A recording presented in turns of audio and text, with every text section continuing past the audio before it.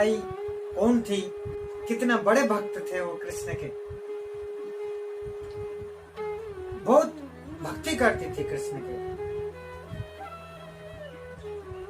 उनके जीवन में कृष्ण भक्ति के अलावा कुछ था ही नहीं। गिरधर गोपाल की जो नाम है उनका रोम रोम में बसा हुआ था मीराबाई की। मीराबाई राजस्थान चित्तौड़ की थी। मीराबाई के माँ जब गर्भवती थी, भागवत के कथा उनके दुद्धा साहब ने करा था। जब दुद्धा साहब ने भागवत का कथा करे थे घर पे, तब मीरा माँ के गर्भ में थी। तब वो जन्म लेते ही भक्ति मार्ग में चल पड़ी थी। आप लोग तो आजकल इसी समय गीता भागवत कोई नहीं करते।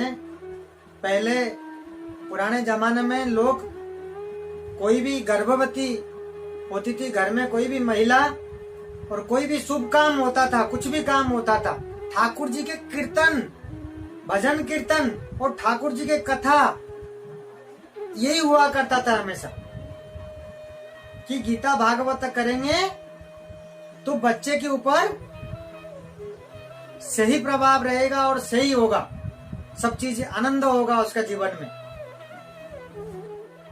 आज के समय में लोग तो क्या है, फिल्म देखने जाते हैं, एंटरटेन इस तरीके से करते हैं कि अपन यही देखेंगे तो हमारी तो माइंड फ्री होगा, हम खुश रहेंगे तो बच्चा एकदम सुस्त तंदुरुस्त निकलेगा। ये भूल जाते हैं कि ठाकुर जी का कथा करेंगे, ठाकुर जी के भागवत करेंगे, कीर्तन करेंगे, ठाकुर जी के नाम जप का सुनाएंगे तो वो उसके कान तक जाएगा, तो बुद्धि विचार एकदम सब भरपूर गुण होकर के जन्म लेगा। ये हम भूल गए सब।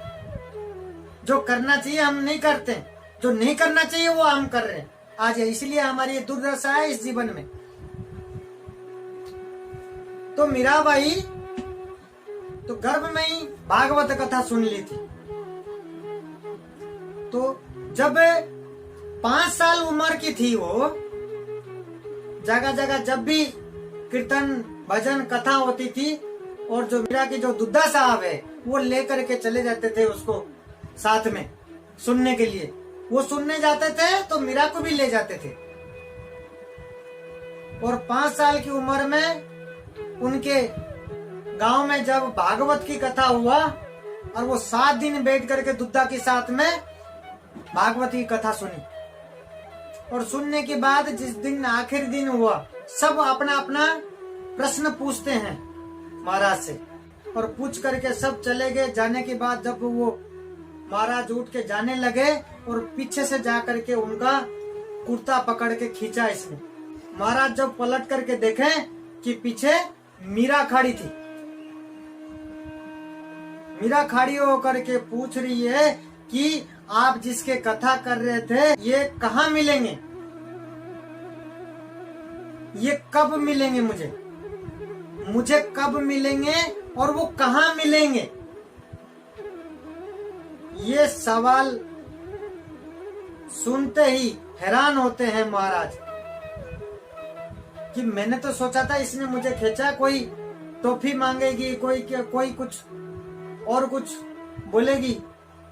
5 साल की उम्र की बच्ची के मुंह से ये शब्द सुन रहा हूँ, ये प्रश्न सुन रहा हूँ, मेरी जीवन निकल गया। मैं कथा करते करते ऐसा प्रश्न तो मेरे मन में भी नहीं आया, ऐसा प्रश्न मेरे मन में भी नहीं आया। ये 5 साल की बच्ची मुझसे पूछ रही है ये कहाँ मिलेंगे और मुझे कब मिलेंगे।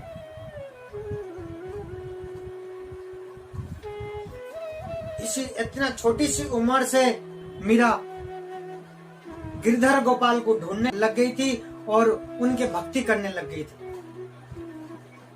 और धीरे धीरे जैसे जैसे बड़ा हुआ और इसका पागलपन को देखते हुए, ठाकुर जी के पीछे मतलब ऐसे भोलापन देखते हुए, ठाकुर जी के साथ अक्सर बातें करना और ठाकुर जी के साथ रहना, तो ठाकुर जी से जैसे जहाँ जहाँ कथा होता, जहाँ जहाँ बाबा जी यहाँ घूमते, बाबा जियों के साथ घूमना, ये करना वो करना, इस तरीका से पागलपन हो गई थी।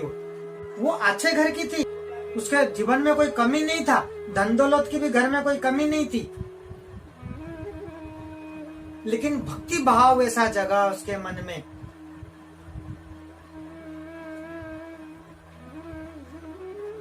और जैसे जैसे बड़े होने लगी और लोग बाग उसके ऊपर हंसने लगे,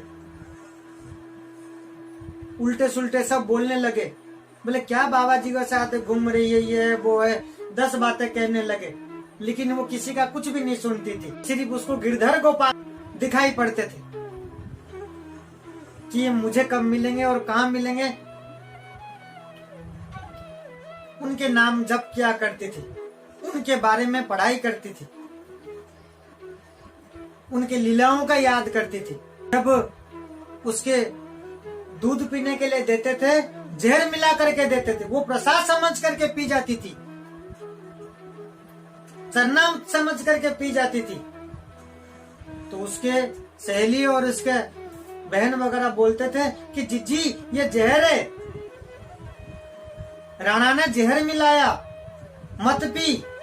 फिर भी वो प्रसाद समझ कर, नहीं मेरे लिए प्रसाद है, गिरधर की प्रसाद है, गिरधर की चरणामृत है, ये सोच करके ये पी लेती थी। उसका कुछ नहीं होता था। उसके पास सांप छोड़ते थे, जैसे देखती थी भगवान को वो शालिग्राम बन जाते थे। सांप जो है वो उसके सामने शालिग्राम बन जाते थे, भगवान बन जाते थे। एक बार उसको मारने के लिए सिंह भेज दिया उनके पास, शेर भेज दिए, और उसके सामने जब प्रकट हुए, क्या हुआ, नरसिंह देव भगवान प्रकट हो गए। वो दर्शन मिला उनको। मारने की बहुत प्रयास किए, बहुत परेशान किए। जब बड़ी हुई,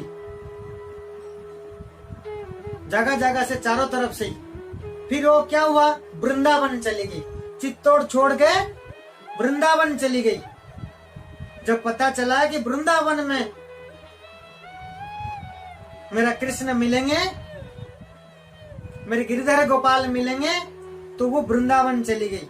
वृंदावन में जब ढूंढा, वृंदावन में चारों तरफ भटकने के बाद वृंदावन में बोले कि वृंदावन से तो कृष्ण द्वारिका चले गए।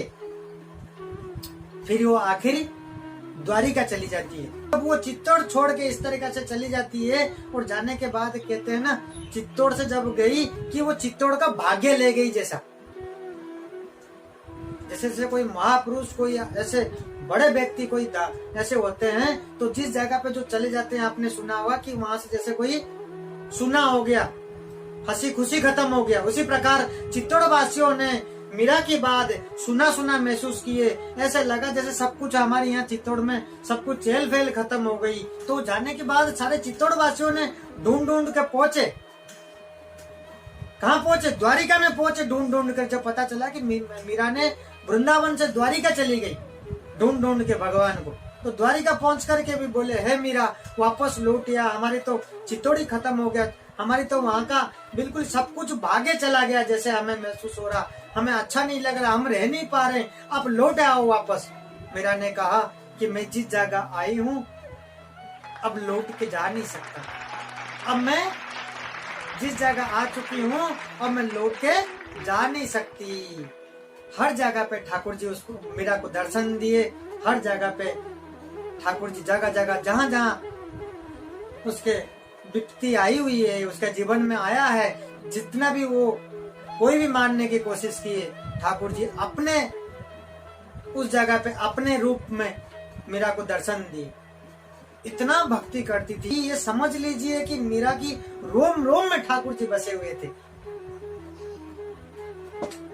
वो गिरधर गोपाल की सेवाएं उनको कुछ और दिखती नहीं थी, उनको कुछ दिखाई नहीं देती थी, उनको तो ऐसी भक्ति थी। भक्त में एक मिसाल है हमारे इसी संसार के लिए। और वहीं द्वारिका में जाकर के भगवान के चरणों में वो हमेशा हमेशा के लिए वहीं द्वारिका में हमारे भगवान के पास चली गई। भक्त होते हैं वो भक्ति क्या होता है और उसमें कितने शांति मिलता है कि जैसे चीनी और एक रसगुल्ला होता है। जैसे मैं पूछूंगा तो कि मीठा कैसे लगा, मीठा आपको कैसे लगा, मीठा मतलब किस प्रकार था, तो कोई बता नहीं सकता। एक्सप्लेन नहीं कर सकता। मीठा खाने पे ही पता चलेगा इसका स्वाद का क्या है।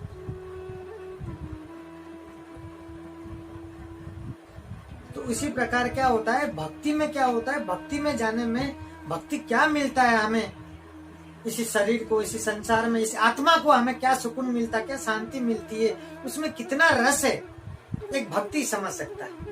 और भक्त के लिए तो भगवान कुछ भी कर जाते हैं, कुछ भी कर सकते हैं, क्योंकि भगवान खुद बोलते हैं मैं भक्ति के बगैर मैं अधूरा हूं।